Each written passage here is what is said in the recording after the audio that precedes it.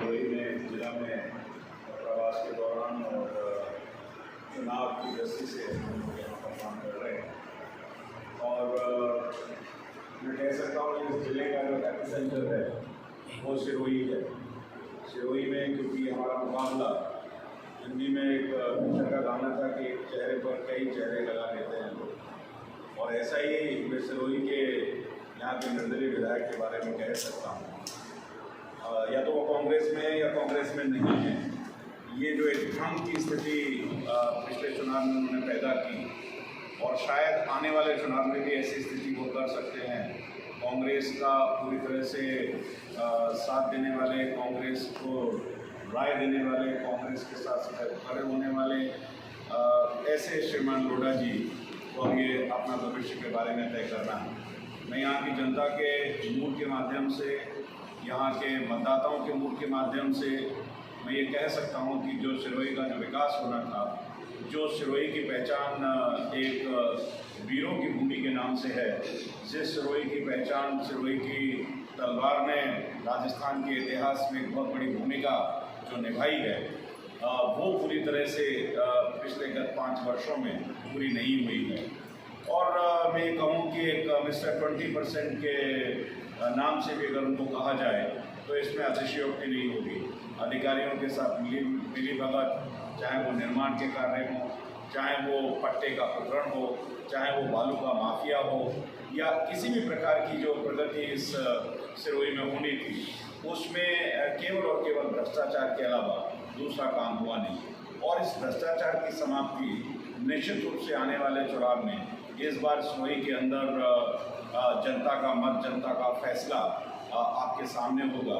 क्योंकि लगभग 10,000 से ये चुनाव हम हारे थे, और मैं कह सकता हूँ कि इस बार हमारा एक एक कार्यकर्ता, एक एक बूथ का कार्यकर्ता हर मतदाता के पास संपर्क में है। और जो हमने पार्लियामेंट का संसदीय चुनाव लगभग 52,000 वोटों से जीता था, तो हमारा इस बार का लक्ष्य 50,000 के वोटों का है, और 10,000 वोट पुराने। तो एक सिरोही की जनता एक निर्णायक फैसला करेगी, क्योंकि जिसने कुछ काम नहीं किया हो, ऐसा टेंजिबल कुछ दिखाई नहीं देता कि किस तरह की चीज़ें आपने की। केंद्र सरकार के केंद्र के पैसे से हॉस्पिटल बना, उसका श्रेय लेने का आप काम कर रहे हैं, आपने तो कुछ किया नहीं। यहाँ बत्ती से नाले की पानी की जो समस्या हमारे पूर्व मुख्यमंत्री वसुंधरा जी के समय थी, उसका आप श्रेय लेना चाहते हैं। जिस तरीके के अंदर इन मूर्तियों को चौराहों पर बिना किसी प्राण प्रतिष्ठा के, बिना किसी लोगों के साथ मिलकर के लगाने की कोशिश की गई है, वो उनका सम्मान नहीं है, ये वो उनका निरादर है। तो इसके बारे में भी सिरोही की जनता सोच रही है। जिस तरीके से आचार संहिता लगने के बाद सिरोही की महिलाओं ने कल जो जवाब दिया, जिस तरह से विरोध किया कि आचार संहिता लगने के बाद भी आपने लोगों को वायदा किया कि मोबाइल बांटेंगे, तो मैं बधाई देना चाहता हूँ भारतीय जनता पार्टी के उन कार्यकर्ताओं का, सिरोही की महिलाओं का, जिन्होंने तुरंत प्रशासन के पास जाकर के इसको रोकने का काम किया। लोगों ने विरोध किया, लोगों ने 1 किलोमीटर का जाम भी लगा दिया। तो ये जो पक्षपात जो एक व्यवहार है, ये भी लोगों के सामने आया है। तो मैं कह सकता हूँ कि इस आने वाला चुनाव हमारे लिए बहुत महत्वपूर्ण चुनाव है, और ये निर्दलीय या कांग्रेसी, ये भी एक जो डबल चेहरा है, ये भी चेहरा निश्चित रूप से सामने आएगा कि किस प्रकार की रणनीति होगी, किस तरीके से वो करेंगे। ये एक बड़ा है, लेकिन मैं विश्वास के साथ कह सकता हूँ कि हमने इस पूरे ज़िले के अंदर तीनों सीटें भारतीय जनता पार्टी भारी बहुमत से जीतेगी, और राजस्थान में भारतीय जनता पार्टी की सरकार निश्चित रूप से बनने जा रही है। सभी प्रकार के आंकड़े जो आप देखेंगे, सभी प्रकार के जितने भी रिपोर्ट्स आई हैं, जितने भी सर्वे हुए हैं, और जो हमारे भी आंतरिक सर्वे हैं, इसमें भी हमने जो काम किया है, तो मैं कह सकता हूँ कि पूरी तरह से सिरोही में इस बार शानदार तरीके से कमल खिलेगा, और तीनों जो विधानसभाएँ हैं वो भारतीय जनता पार्टी जीतेगी। महिलाओं के मुद्दे हैं, पेपर लीक के मुद्दे हैं, भ्रष्टाचार के मुद्दे हैं, लाल डायरी, हरी डायरी, पीली डायरी, नीली डायरी, सफ़ेद डायरी, माने भी कितनी डायरियाँ हैं, उन डायरियों में भ्रष्टाचार का सारा हिसाब है। वो हिसाब किताब सारा निकल करके इस राजस्थान की जनता पूरी तरह से इन डायरियों के बारे में भी देख रही है। न पानी है, न बिजली है, न कोई योजना है, हर जगह भ्रष्टाचार का बोलबाला है। और मैं दीप्ति रावत राष्ट्रीय महामंत्री हैं, महिलाओं के संदर्भ में अपनी बात रखेंगी, लेकिन देश का नागरिक होने के नाते एक बात मैं जानता हूँ, दिल्ली की राजधानी में मैं रहता हूँ, कि राजस्थान की पहचान उसके शौर्य के लिए थी, राजस्थान की पहचान उसकी वीरता के लिए थी, राजस्थान की पहचान उसकी ऐतिहासिक धरोहरों के लिए थी। लेकिन यहाँ के विधायक, यहाँ के जो मुख्य द्वार हैं, वहाँ पर केवल अपने नाम के लिए यहाँ की जो ऐतिहासिक चीज़ें हैं उनको भी वो समाप्त करने का प्रयास कर रहे हैं। और सिरोही की जनता का इस बार बहुत अच्छे से इसका जवाब मिलेगा और भारतीय जनता पार्टी का कमल खिलेगा। मैं आग्रह कर रहा हूँ दीप्ति जी से कि आप जरूर बताएं।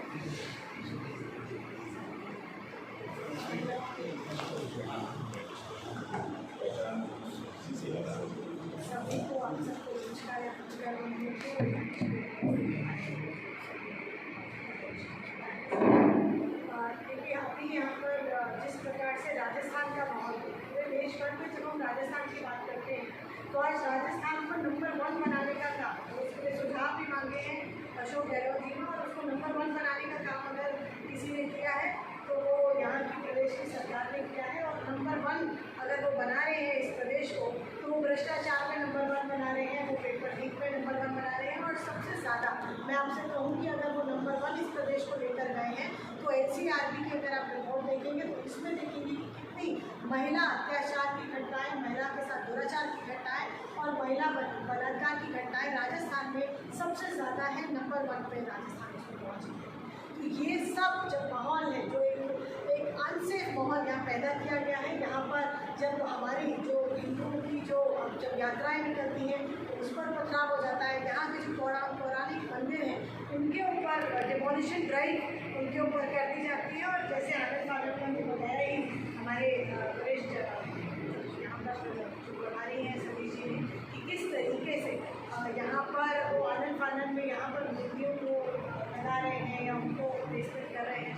तो मुझे लगता है उनकी घबराहट है, उनको पता लग रहा है कि किस तरीके से यहाँ पर ऐसा करना चाहिए। लेकिन महिलाओं के लिए जो प्रधानमंत्री जी ने किया है, जो मोदी जी ने किया है, वो राजस्थान की हर एक महिला उसको मानती है, उनको सरोकार है उससे, और उसका वो जवाब ज़रूर अपने वोट से देगी।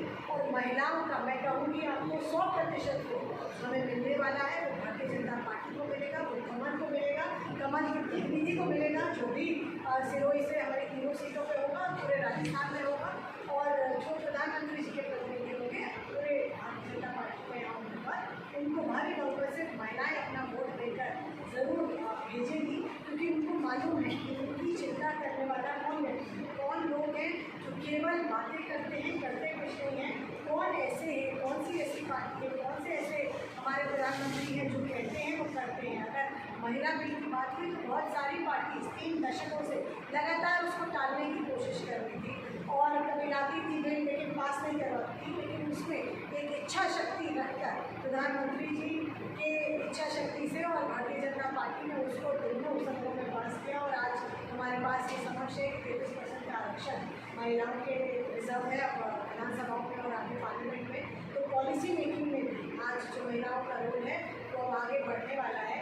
ये भी एक महिला नेतृत्व का विकास कैसे होता है, महिला नेतृत्व वाला, वो आज हमें देखने को मिलता है भारतीय जनता पार्टी की सरकार की। अपनी पार्टी के अंदर भी 33% का आरक्षण भारतीय जनता पार्टी ने ही किया। और आज अगर आप देखें कैबिनेट में महिला मंत्री, तो सबसे ज़्यादा महिला मंत्री भी आज 11 मंत्री हमारी महिलाएं आज आपको मोदी जी की कैबिनेट में देखेंगे। मैं आप सबसे यही कहूँगी कि यहाँ के जो स्थानीय मुद्दे हैं उनको देखते हुए और जिस प्रकार से देश में आगे विकास हो रहा है, जिस प्रकार से कांग्रेस की सरकार दूसरे प्रदेशों में जो चुनकर आई है, उन्होंने झूठे वादे महिलाओं से किए।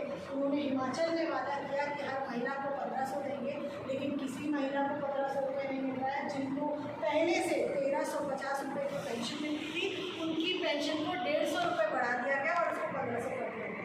तो उनकी ऐसे झूठे वादे जो दूसरी पार्टी ने बाकी प्रदेशों में किए हैं, आज वहाँ पर वो उनको समझ आ रहा है कि हमसे किस तरीके का वादा हुआ और चुनाव के बाद कैसा रूप देखने को मिला। क्योंकि इतने साल से हमने 60 साल 65 साल को ऊपर आज देखा ही है। तो आज यहाँ की जनता पूरी तरह से समझ चुकी है और राजस्थान पूरी तरीके से भारतीय जनता पार्टी आई और महिलाएं पूरी तरीके से भारतीय कांग्रेस के नेता सचिन निकला उनके मुँह से कि राजस्थान से भी जा रहे हैं, छत्तीसगढ़ से भी जा रहे हैं, मतलब भी उन्होंने कह दिया था। तो ये सची कई बार सरस्वती जमान पर बैठी होती है, उन्होंने इस बात को मान ही लिया था। निश्चित रूप से मैं ये कह सकता हूँ कि सिरोही में इस बार बहुत अच्छे तरीके से करना चाहिए। आपने जो बातें की ये 2008 में भी हुई, 2013 में भी हुई, 2018 में भी हुई। कांग्रेस हो या भाजपा हो, आप लोग आ रहे हैं गवर्नेंस के नाम पर, गवर्नेंस खराब। 2013 के अंदर ब्लैक पेपर लेके आई थी और फिर सोनिया जी पूरे राज्य में घूमे थे, करीब 240 मामले। अब आप लाल डायरी लेके आए, तो ये आप सत्ता में आते ही जो गवर्नेंस को भूल जाते हैं और करप्शन का जो खेल है वो कंटिन्यू चलता रहता है। आप गवर्नेंस कब देंगे? ये सब चीज़ें तो आपकी बात है। मुझे मालूम नहीं कि एक ही शब्द में बात कह सकता हूँ कि जो गवर्नेंस का मॉडल देश के प्रधानमंत्री ने दिया है वो गवर्नेंस का मॉडल मोस्ट सक्सेसफुल मॉडल है, उसमें किसी प्रकार की शंका है ना कोई डाउट है, और देंगे नहीं, वी हैव ऑलरेडी गिवन। और इसलिए जो हमारी अर्थव्यवस्था 11वें नंबर पर थी, because of due to good governance now we are at 5th number. So governance तो हमारे पास इतना बड़ा लंबा गवर्नेंस का मॉडल है जिसके बारे में समय भी बहुत कम होगा। और जहाँ तक चुनाव की बात है, चुनाव जब आता है, लोकतंत्र का ये पर्व है, इसमें निश्चित रूप से जिस स्टेट चुनाव की आप बात करते हैं उसमें उस सरकार के खिलाफ जिस प्रकार के भी श्वेत पत्र हैं, उनकी जो कारगुजारियाँ हैं, वो राजनीतिक दल के नाते निश्चित रूप से लेकर भी आएंगे। और हमारा जो गवर्नेंस का मॉडल है वो मॉडल उत्तर प्रदेश में भी आप जाकर के देखिएगा तो आपको दिखाई दे जाएगा। और मोदी जी ने पूरे विश्व में इस गवर्नेंस को प्रूव कर दिया है कि we are not saying, we are delivered. राष्ट्रीय पदाधिकारी आपने गिनाया कि 11 मंत्री मंत्रिमंडल में। मैम ऐसा क्यों होता है कि कांग्रेस शासित राज्य में जब कोई बलात्कार होता है या कोई होती है तो ये सारी की सारी मंत्री या शासित होते हैं, लेकिन जब मणिपुर की बात होती है, मणिपुर के काम की बात होती है तो उधर किधर को लिखते हैं ना लिखते हैं। ये जो दोयम करने का व्यवहार है दोनों ही पार्टियों का, ये कब तक चलेगा? मैं आपसे एक और बात कहूँगी, जब और आपने अगर मणिपुर की बात कही तो उसमें मैं कहूँगी मणिपुर के विषय में हमारे पूरा राष्ट्रीय महिला मोर्चा ने भी उसको कंडेम किया, हमारी जो मंत्री हैं केंद्र में उन्होंने भी उसको कंडेम किया, यहाँ तक कि हमारी जो उन्होंने चाइल्ड मिनिस्टर है स्मृति ईरानी जी उन्होंने भी उसको कंडेम किया और किसी ने उसकी सराहना नहीं की। बहुत अच्छा काम है, बहुत बुरा काम किया वहाँ पर। लेकिन जो उस घटना को पॉलिटिसाइज करने का काम है वो कांग्रेस पार्टी करती है। एक घटना और है उत्तराखंड की जिसको कि कांग्रेस पार्टी उसको पॉलिटिसाइज करने की वहाँ कोशिश कर रही है। उनकी जो प्रदेश अध्यक्ष है उसने वहाँ पर साथ मिलवा दिया, लेकिन आप सोचिए जब वो घटना हुई तब कुछ नहीं किया। वो केस ऑलरेडी सब कुछ चल रहा है, जिस जो कल्प्रिट है वो जेल के अंदर बैठे हैं, उसके बावजूद वो उसको पॉलिटिसाइज कर रहे हैं। तो आप देखिए वो इस इशू के साथ नहीं है। शहर देखिए आज किस प्रकार से महिलाएं वहाँ सड़क से बाहर जाती नहीं थी, निकलती नहीं थी रात को। अगर आप दूर से आके देखेंगे, आज हम अमेठी गए तो हमने अमेठी में भी महिलाओं से पूछा, उन्होंने कहा कि जब यहाँ पर वहाँ तो लगातार कांग्रेस ही थी, वहाँ तो वहाँ के युवराज वहाँ के सांसद थे, तो उन्होंने कहा हमारी बेटियों को हम स्कूल कॉलेज नहीं भेजते थे, स्कूल तक पढ़ी जो घर के पास वाला है, उसके बाद जब दूर कॉलेज जाना है डिग्री कॉलेज तो हम छुड़वा देते थे। कौन इनको छोड़कर आएगा, कौन इनको लेकर आएगा, क्योंकि वो ना अकेली जा सकती थी ना अकेली आ सकती थी। कौन सपा का, कौन कांग्रेस का, कौन अपोजिशन के ऐसे जो गुंडा करता है उनको कब अगवा करके ले जाए कुछ नहीं पता। लेकिन आज हर एक बेटी वहाँ पढ़ रही है, खुद से साइकिल में जाती है, शाम को ट्यूशन भी जाती है, डिग्री कॉलेज भी जाती है। तो माहौल अगर महिला के लिए एक सुरक्षित माहौल को पैदा किया है तो प्रधानमंत्री जी और भारतीय जनता पार्टी। सर जी, अभी विधानसभा चुनाव को लेकर के ये प्रेस कॉन्फ्रेंस हो रही है, आपसे राष्ट्रीय पदाधिकारी भी है।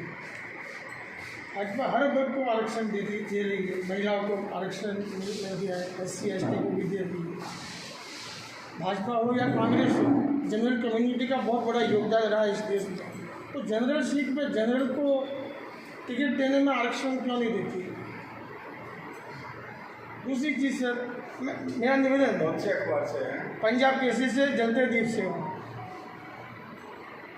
और वे पोर्टल भी हैं।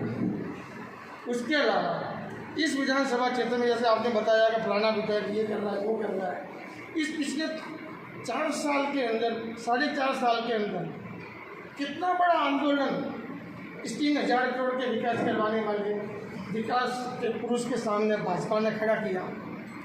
अब इस चुनाव के अंदर भाजपा अभी भी 70% मैं कहता हूँ उस विधायक के दुमके में बैठी हुई है।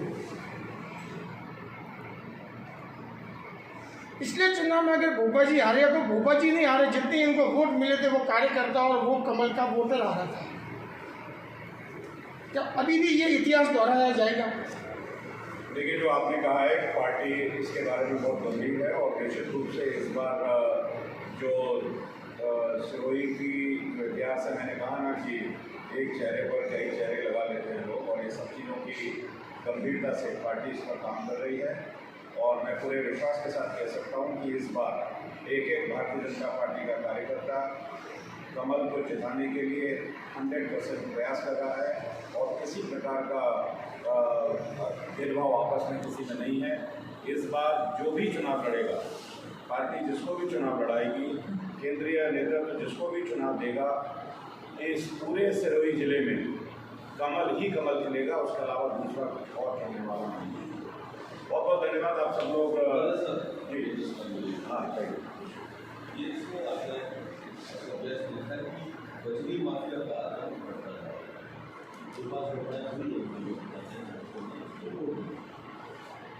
बजरी माफिया के खिलाफ 800-700 रुपये की पॉली मिलती है, 4,000 की हो रही है। कभी कुछ प्रोटेस्ट नहीं दिखा असर हो गया, इस्लाहात हो गया, बीजेपी के कांग्रेस के जो पदाधिकारी है उनका हाथ हो गया, इस सारी घटनाओं को बीजेपी कभी मुखर तौर पर सामने बनी। देखिए, बीजेपी राजस्थान, अगर आप जयपुर की प्रेस कॉन्फ्रेंस आप देखेंगे, पूरे राजस्थान का पार्ट सिरोही भी है, और सिरोही में और पूरी जगह राजस्थान की बड़ी समस्या बजरी माफिया की है। इसके बारे में समय समय पर हमारा मैनिफेस्टो आएगा, उसके अंदर भी हमारे जो संकल्प पत्र हैं उसके अंदर भी, और हमारे जो प्रदेश के प्रवक्ता हैं, यहाँ के जो लोग हैं, इसके बारे में लगातार जो विरोध करना चाहिए वो विरोध होते रहे हैं, और आगे भी इसको निश्चित रूप से ये विरोध का जो नक्सस है, जो सरकारी कर्मचारी या जो भ्रष्टाचार करने वाले लोग हैं, उस नक्सस को तोड़ने का काम निश्चित रूप से भारतीय नहीं, आप मैं क्या कह रहा हूँ, ये कुछ समस्याएं ऐसी हैं जिसके बारे में प्रदेश में लगातार, ये केवल एक बजरी की समस्या केवल एक यहाँ की नहीं है, पूरे प्रदेश में बजरी माफिया ने लगातार काम किया है, और उसके बारे में लगातार प्रेस कॉन्फ्रेंसें, प्रेस वार्ताएँ, टेलीविज़न चैनल्स पर, प्रेस पर, सब पर इसके बारे में बातचीत की गई है, और भारतीय जनता पार्टी इस तरह के भ्रष्टाचार को समाप्त करेगी। एक आपने पॉइंट देखा है कि जवाब मैंने ये शुरू किया था करोड़ों रुपये का। निश्चित रूप से आपने, मैं तो बधाई देना चाहता हूँ कि ये जो आपने इसको एक्सपोज किया, पत्रकार जो है लोकतंत्र में मीडिया एक चौथा स्तंभ है, और उनके माध्यम से ही जो खोजी पत्रकार हैं वो नए नए इन चीज़ों को लेकर के आते हैं। ये पत्रों का जो भ्रष्टाचार है इन अधिकारियों के साथ मिलकर के, कल मैं आबू में भी गया था, शाम को मेरी वहाँ पर भी मीटिंग थी, वहाँ भी पत्रों का भ्रष्टाचार इस तरीके से हुआ है। तो निश्चित रूप से इन सब भ्रष्टाचारों को जो एक नक्सस है, आपने इसको आगे ला करके दिया है, और हमने एक और इस बार हम काम कर रहे हैं कि प्रदेश का तो जो मैनिफेस्टो बनेगा वो बनेगा, लेकिन आपकी बात से मैं सहमत हूँ, इन तीनों विधानसभाओं का एक संकल्प पत्र जिसमें जो मुद्दे स्थानीय मुद्दे हैं, क्योंकि सही है कि लोगों को प्रदेश में क्या हो रहा है, देश में क्या हो रहा है, बहुत महत्वपूर्ण तो है ही, लेकिन उसके साथ साथ जो स्थानीय चीज़ें हैं चाहे वो यहाँ की जनता को ढपोल कहें, चाहे वो ये कहें कि मैं कांग्रेस का गुलाम हूँ, चाहे वो अलग अलग तरह की, इसलिए मैंने कहा कि कई चेहरे हैं, इन सबको निश्चित रूप से हम लोग एक्सपोज करने का काम करेंगे। और भारतीय जनता पार्टी के करीबी व्यक्ति है, उनका मामला बड़ा निशान करता है, एनजीटी की रोक है, खूब कवरेज होती है, कभी आपके नेता किरोड़ी मल जी उसको उठाते हैं, पूरी भाजपा चुप रहती है।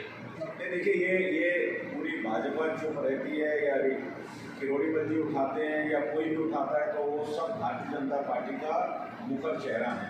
और इसको आप किस तरीके से लेते हैं मैं इसकी डिटेल में नहीं जानना चाहता हूँ, लेकिन लगातार इस प्रकार के जितने भी भ्रष्टाचार हैं, चाहे वो होटल किसी का एनजीटी के विरोध के बाद बनने का भ्रष्टाचार है, चाहे वो बजली का भ्रष्टाचार है, चाहे वो पट्टों का भ्रष्टाचार है, चाहे वो लाल पीली सफ़ेद लाल डायरी का भ्रष्टाचार है, भारतीय जनता पार्टी निश्चित रूप से इसको एक्सपोज करेगी। और आने वाले समय में स्थानीय रूप में जो तीनों विधानसभाएं हैं, इसका एक अलग से संकल्प पत्र भी लेकर के आएंगे, जिससे कि जो भी विधायक जीते उसको एक पूरे समय में, निश्चित समय में उसको अपने मैनिफेस्टो के हिसाब से लेकर करने का प्रयास करें। आपने प्रेस वार्ता के लिए 12 पॉइंट को इलेक्शन के करीब आपने प्रेस कॉन्फ्रेंस की है, पॉइंट बताए, लेकिन पिछले 5 सालों से आपका संगठन इन पॉइंटों में से किसी पॉइंट को लेकर सड़क पर नहीं आया, बल्कि इन पॉइंटों के अलावा भी किसी पॉइंट पर नहीं आया। मैं क्या कमजोरी रही है? साझा रूप से पूछना चाह रहे हैं, इसलिए मेरा ये कहना है, देखिए आप ये समझते हैं कि चुनाव का फोकस जो होता है, जिस चुनाव में जब आप आते हैं तो निश्चित रूप से कंसोलिडेट मुद्दे आपके सामने आते हैं। मैं ऐसा नहीं मानता हूँ कि संगठन के लोग इस पिछले 5 साल में इन मुद्दों को लेकर के मुखर नहीं हुए।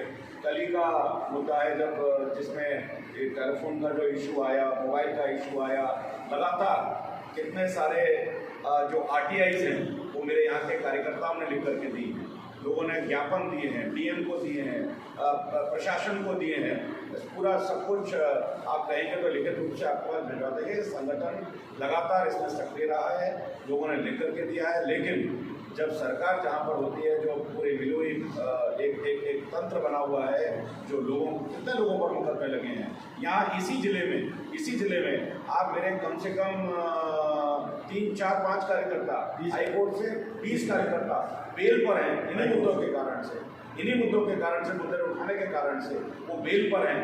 और अगर उन्होंने मुद्दे नहीं उठाए होते तो वो बेल पर कैसे होते? लोगों के ऊपर झूठे मुकदमे लगाए गए हैं इन्हीं मुद्दों को उठाने के कारण से। तो इसलिए मैं कह रहा हूँ कि जो भ्रष्टाचार का तंत्र है, लोगों को जो डराने धमकाने का तंत्र है, वो तंत्र समाप्त होगा और निश्चित रूप से जो सिरोही का गौरव है दोबारा से लौट करके आएगा। एक पंचायत समिति में सदस्य है, एक अधिकारी आई थी, उन्होंने किसी मौके करके किसी विवाद में उनका घर छोड़ने का आदेश किया, वो अपील में गए, जिला प्रमुख से बैठे हैं यहाँ पे, वहाँ से भी उसके घर तोड़ने के आदेश किया।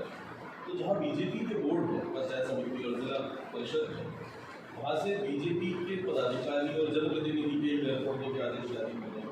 ठीक है, आप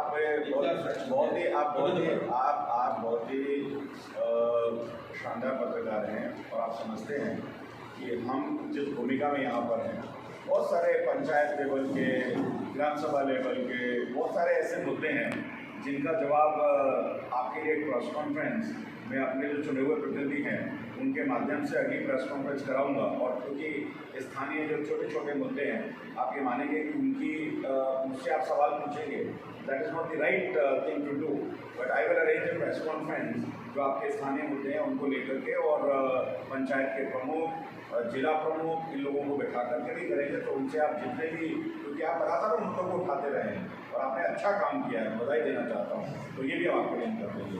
बहुत बहुत धन्यवाद। आइए दर्ज करते हैं।